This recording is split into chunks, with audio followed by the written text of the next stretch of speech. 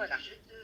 Je te demandais donc de te présenter, parce qu'avant de faire ce que tu fais aujourd'hui et d'être monté dans ton arbre, dans le jardin, Évidemment. peut-être une petite fille. Non, explique-nous tout ça. Alors en fait, avant tout ça, j'ai commencé par la naturopathie. J'ai commencé avec tout ce qui était médecine alternative au tout départ, juste pour moi.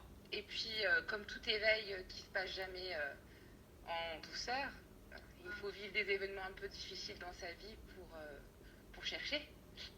Donc, suite à un divorce, à des événements un petit peu plus difficiles, j'ai osé un petit peu m'affirmer et puis regarder un peu dans les médecines alternatives. Et la solution pour moi, alors il y a eu plusieurs parcours, il y a eu plusieurs outils, etc. Donc c'était l'énergétique. Et vraiment là où j'ai trouvé la clé, c'était dans les constellations familiales. Et c'est pour ça qu'après je me suis formée à ça et que à mon tour aujourd'hui je le partage. Mais c'est quelqu'un qui t'en a parlé?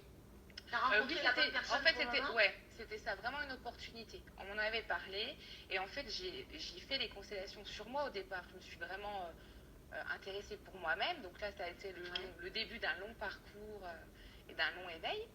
Et ensuite, je me suis formée et j'ai fait partager. Et voilà. Et aujourd'hui, je pratique ça. C'est mon quotidien maintenant.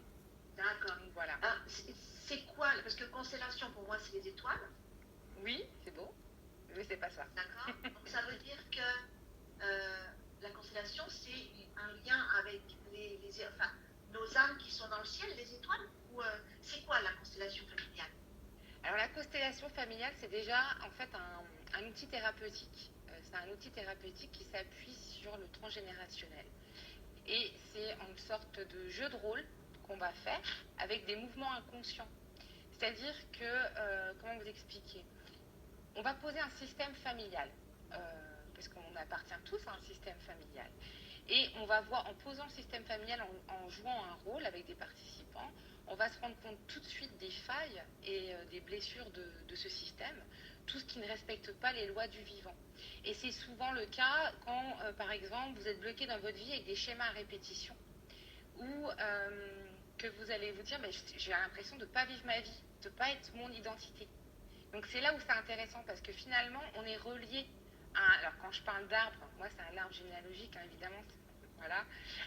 Dans un arbre, par exemple, vous avez, même dans un arbre, la nature, vous avez la sève, mais vous avez aussi les toxines d'un arbre.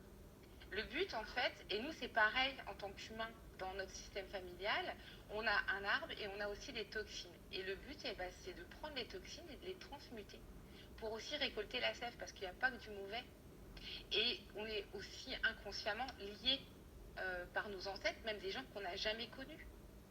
Et on peut répéter la vie, par exemple, si on vous donne un deuxième prénom à la naissance, et qu'il s'avère que ce deuxième prénom, c'était le prénom de l'arrière-grand-père, que vous ne savez pas sa vie, vous ne connaissez rien, parce que voilà, à l'époque... Mais vous vivez vous vous rendez compte que vous allez aux mêmes endroits que lui dans sa vie, vous vivez les mêmes problématiques, c'est que vous êtes intriqués. Donc des fois, on peut avoir la volonté de s'en sortir, on est coincé dans des choses ou des blessures ou un mal-être, mais on n'y arrive pas. Mais parce qu'en fait, on est intriqué, ce qu'on appelle l'intrication, à un ancêtre dans le système familial. Voilà, qu'on le veuille ou non, en fait.